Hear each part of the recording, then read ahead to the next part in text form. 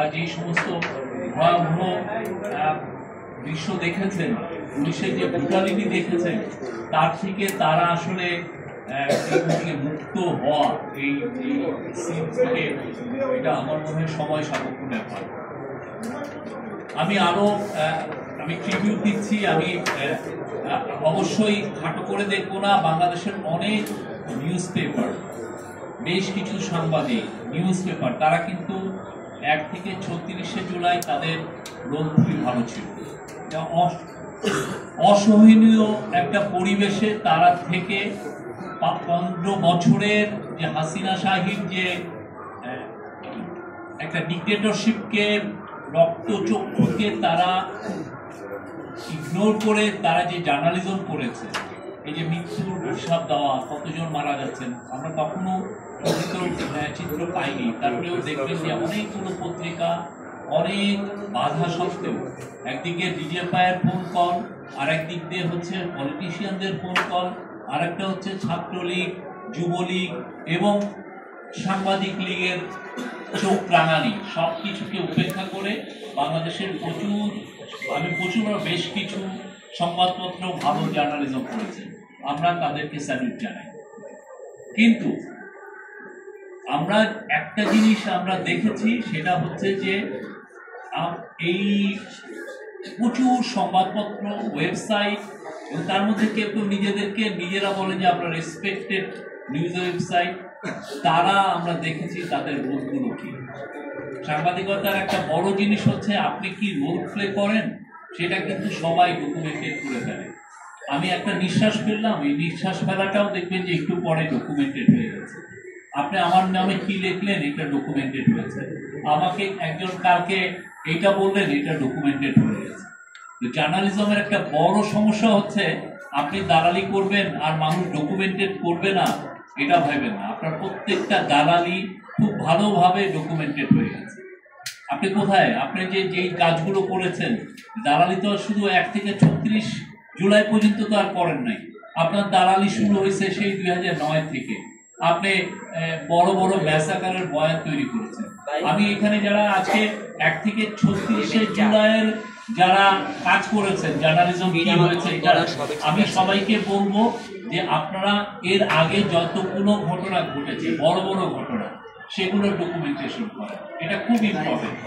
শাপলার সময় ওরা যেটা করতো, যে একটা পুলিশ বা ওদের সিকিউরিটি ফোর্স একটা বড় রকমের ম্যাসাকার করতো, এবং তখনই দেখতেন যে ফেসবুকে ওদের হয়ে একটা বড় গ্রুপ বা ওদের সঙ্গে জার্নালিস্টদের একটা বড় গ্রুপ বয়ান তৈরি করতো, মানে এটাকে নর্মালাইজ করা, যাতে এই লোকটাকে মারাটা দরকার আছে, এই লোক না মারলে দেশ এগোতে পারবে না। এই যে একটা বয়ান তৈরি করা, এটার জন্য বয়ান কারা করেছে? আপনারা দেখেন, আমরা এই জায়গায় সবাইকে, আমি এই জন্য বলতেছি যে এটা প্রাইভেট ইনিশিয়েটিভে এই ডকুমেন্টেশনটা হবে। আমি যদি সরকার যদি এই কাজটা করে, কারা এই বয়ানগুলো তৈরি করেছে, তাহলে হবে কি, মানুষ বলবে যে না, এটা তো সরকারের একটা মোটিভেটেড একটা বিষয় রয়েছে। আমরা চাই প্রাইভেট থিঙ্ক ট্যাঙ্করা এটা করছে, খুব ভালো রকম। এটা প্রত্যেকটা দেশে হয়। আপনি সেকেন্ড ওয়ার্ল্ড ওয়ারের পরে দেখেন, ওরা দেখেছে কারা কারা নাজি বয়ান, নাৎসিদের বয়ান তারা তৈরি করেছে, বা মুসোলিনির সময় দেখেন, বা স্পেনে ফ্রাঙ্কোর সময় দেখেন, কারা কারা তার হয়ে বয়ান তৈরি করেছে। খুবই স্পষ্ট, খুব ভালোভাবে ইউনিভার্সিটিগুলো, জার্নালিস্ট গ্রুপগুলো এই রিসার্চগুলো করেছে, করে দেখিয়েছে যে কিভাবে এই বয়ানগুলো তৈরি করেছে। বয়ানগুলো তৈরি করার মূল কারণ কি? মূল কারণ হচ্ছে ডিক্টেটরশিপের হাতকে বলিষ্ঠ করা, আপনার আমার অধিকারকে খরণ করে না। আপনাকেই বলা, আপনাকে মারবে, আপনাকে মেরে আবার জনগণকে বলবে যে না, আপনার মারাটা তার যৌক্তিক ছিল, আপনার অধিকারটা সে হরণ করে নিবে। তখন কিন্তু কিছু সাংবাদিক আবার এই বয়ানটা করবে যে না, ওর অধিকার হরণ করাটা সঠিক ছিল। আপনি 15 বছর, 1-2 বছর না, আপনি অনেকগুলো ঘটনা, আপনি শাপলা বলেন, মাওলানা সাঈদীর ভার্ডিকের পরের দিন দেখেন, হ্যাঁ, আপনি যে সবাই একদিক দিয়ে মানুষ মারছে, কিন্তু হাসি ঠাট্টা হচ্ছে কি, এই চাঁদে সাঈদীকে দেখা গেছে। আপনার পুরো অ্যাটেনশন ওদিকে নিয়ে, এদিকে যে 160 জনের মতো লোককে রাইফেলের গুলি করে মারা হয়েছে, ভয়াবহ একটা হত্যাকাণ্ড ছিল। আপনি দেখেন কিভাবে এটাকে নর্মালাইজ করছে, মানে এই লোকগুলোকে মারাটা যৌক্তিক ছিল। তারপরে আপনি ওই যে শেখ খালেদা জিয়ার যে একজন লিডার অব দ্য অপোজিশন, তার বাসার সামনে আপনি ইয়ে দিয়ে দিচ্ছেন, কি জন্য বালির ট্রাক দিয়ে দিচ্ছেন, এবং কিছু সাংস্কৃতিক কর্মী ওইখানে আবার যাচ্ছেন এটাকে ইয়ে করার জন্য। এবং ওইটারে আপনার ওই সময় ফেসবুক গুলো দেখেন, যারা যারা এটা বলছেন, কি ভয়াবহ একটা সময়। এই সময়টাকে আমরা খুবই মেটিকুলাসলি আমরা এইটাকে রিসার্চের মাধ্যমে রাখি, কার কি করেছেন, কে কিভাবে বয়ান তৈরি করেছেন। কেউ যেন এটা বয়ান তৈরি করবেন আর আপনার সম্পর্কে দেখাবেন এটা ভাইবেন না। প্রত্যেকটা জিনিস ওয়েল ডকুমেন্টেড থাকবে। আমাদের আগের জেনারেশন আমরা এটা ফেল করেছি। আমরা ৭৪-এর প্ল্যানিংকে নিয়ে লিখতে আমরা ফেল করেছি। আমরা রক্ষী বাহিনীর যে অত্যাচার সেটা নিয়ে আমরা ফেল করেছি। আমাদের এর আগে প্রচুর সমস্যা হয়েছে, প্রচুর আমাদের বেলুর ছিল আমাদের যে রাষ্ট্র হিসাবে। প্রত্যেকটা জায়গায় আমরা এই ডকুমেন্টেশনে ফেল করেছি। আমরা এইবার জন্য ফেল না করি।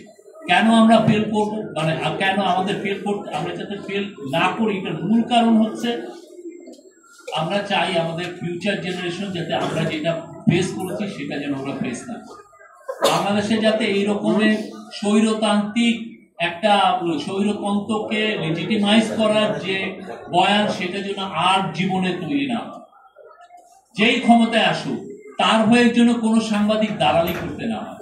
এবং এই জন্য আমরা বারবার বলছি যে আমাদের ভুল ত্রুটি থাকলে এই গভর্নমেন্ট একটা এক্সাম্পল সেট করতে চাচ্ছে।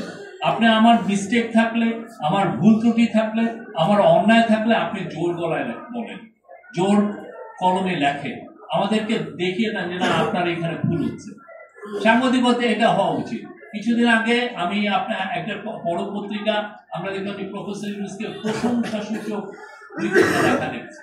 আমরা তাকে ফোন দিয়ে বলছি, ভাই এটা লেখার দরকার নেই, আপনি আমার গঠনমূলক সমালোচনা করেন, এই প্রশংসা করার তো দরকার নেই।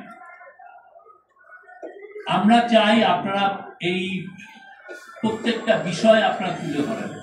বাংলাদেশের স্বাধীন সাংবাদিকতার খুবই একটা ইম্পর্টেন্ট সময় যাচ্ছে। আমরা বাংলাদেশকে নতুনভাবে গড়তে চাই। সেটার জন্য আমরা যে এই ইন্টারিম গভর্নমেন্টের দ্বিতীয় অধ্যায় গতকাল শুরু হয়েছে কনসেনসাস কমিশনের মাধ্যমে, আমরা চাচ্ছি পুরো বাংলাদেশের সমস্ত পলিটিক্যাল পার্টি এখানে কন্ট্রিবিউট করুক, বাংলাদেশের সিভিল সোসাইটি এখানে কন্ট্রিবিউট করুক। পলিটিক্যাল পার্টি তো তাদের কথা বক্তব্য দিবে, আপনারাও যেন সবাই মিলে আমরা যেন এই বক্তব্য দিতে পারি। আমরা কেমন বাংলাদেশ চাই, এমন একটা বাংলাদেশ যেখানে ফ্যাসিবাদের বয়ান কেউ তৈরি করবে না, যে তার অন্ধ হয়ে তার পার্টিকে ফলো করবে না, কারণ তার লিডার কিলিং করছে অথচ আপনি তাকে আপনি সাপোর্ট দিচ্ছেন। এই ধরনের জন্য পলিটিক্যাল সেট আপ যেন বাংলাদেশে না থাকে। বাংলাদেশ একটা থ্রাইভিং ডেমোক্রেসি হোক, সবাই মিলে আমরা যেন এমন একটা দেশ গড়ি যেই দেশে সবার ভয়েস শোনা যায়, কোনো ভয়েস যাতে মাজল না হয়, কেউ যেন না বলতে পারে যে না আমার কথা আমি বলতে পারছি না। যেটা গত 15 বছরে হয়েছে, অনেক ভয়েসকে আমরা দেখেছি শোনা যায়নি। অনেক পত্রিকায় আমরা দেখেছি না এই লোকের এই গ্রুপের লোক কাউকে নেওয়া যাবে না, ভিতরে আবার যে একজন যদি নেওয়া হয়েছে, ভাই উনি কিন্তু মাদ্রাসার ছেলে, ওকে নেওয়াটা ঠিক হয়নি, ভাই উনি কিন্তু পূর্বজন্মে উনি শিবির করতেন, ওকে আপনি নিলেন কেন? উনার মেধা কতটুকু, উনি কি জার্নালিজম করেন, উনার লেখার পাওয়ার কতটুকু, সেটা মুখ্য বিষয় না। মুখ্য বিষয় হচ্ছে উনি ওই কাজ করেছেন, উনার প্রাইভেট লাইফে কি পলিটিক্যাল পার্টি করেছেন, ছাত্র জীবনে কি করেছেন, সেটা তখন মুখ্য। এবং এটার জন্য একটা পুরো গোষ্ঠী ছিল আপনাকে হাউন্ডিং করে, ওকে পৌঁছাও, অনলাইনে বলো। এটা আমি কত বছর ফেস করেছি, আমার মনে হয় আমার সে 2009-10 থেকে আমি এটা ফেস করছি। অনেকে এখানে অনেক আছেন এটা ফেস করছে। এই যে একটা আপনাকে এই যে এটাকে বলা হচ্ছে যে আমেরিকা এরকম একটা ছিল, এটাকে বলতো রেড টেরর। বড় বড় যারা রাইটার ছিলেন, বড় যারা সিনেমা তৈরি করতেন, ডিরেক্টর ছিলেন, এদেরকে বলা হতো পাবলিকলি, এদেরকে বলা হয়েছে এরা হচ্ছে কমিউনিস্ট সিম্পাথাইজার। এবং এদেরকে নাম বলে এটাকে ম্যাকার্থিজম বলে। আপনারা যদি পারেন দেখে নিন ম্যাকার্থিজমের উপর। ম্যাকার্থিজের এই লোকগুলোর বয়ান, এই যে এই লোকগুলো যেহেতু কমিউনিস্ট, এর কোনো কথা একে সামনে আনা যাবে না, এর কোনো পাবলিক ফোরাম দেওয়া যাবে না, এর কোনো সিনেমা কোথাও কেউ সম্প্রচার করতে পারবে না। আপনি তাকে একটা সোশ্যালি আইসোলেট করে ফেলবেন, তার কোনো ভয়েস, তার এজেন্সি সব আপনি কেড়ে নেবেন। ঠিক 15টা বছর এই কাজগুলো হয়েছে, এবং যারা করেছেন আমাদের আশেপাশের আমাদের ভাই বোন সবাই তারাই। আপনি দেখবেন যে সে হয়তো আপনার সাথে রিলেটেড, সে হয়তো আপনার পাড়ার সিনিয়র ভাই, এরাই এই কাজগুলো করেছে। আমরা নতুন বাংলাদেশ করতে চাই।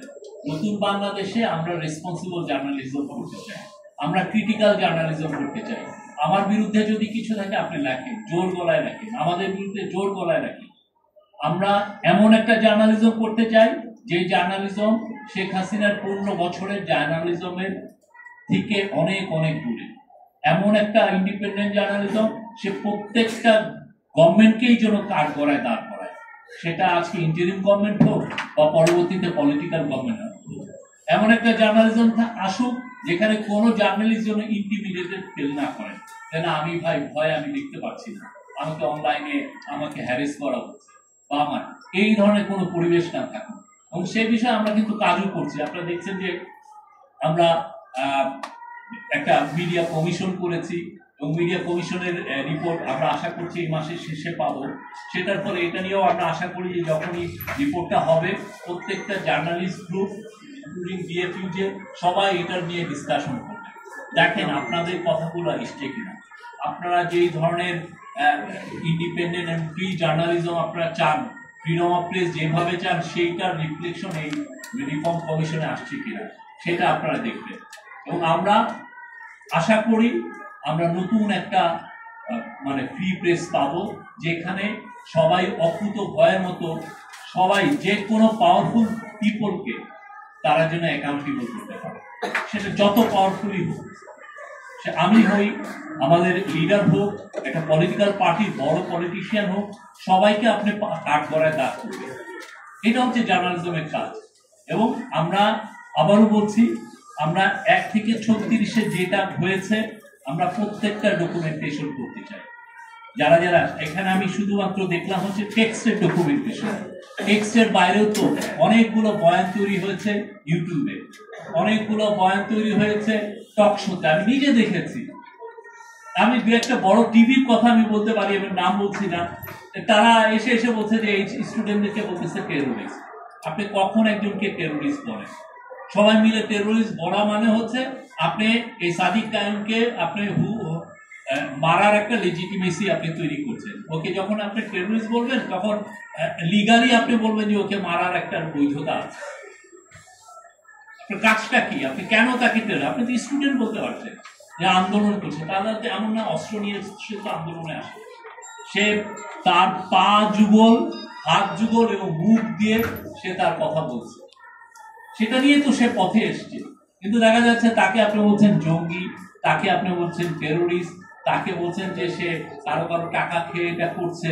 আপনি অনেক ধরনের, কোনো সোর্সিং নাই, আপনি অনেক ধরনের আপনি গল্প ভাবছেন। আবার মূল কারণটা কি? আপনি তার এজেন্সিকে কেড়ে নেওয়া, তাকে হত্যা করার লেজিটিমেসি তৈরি করা।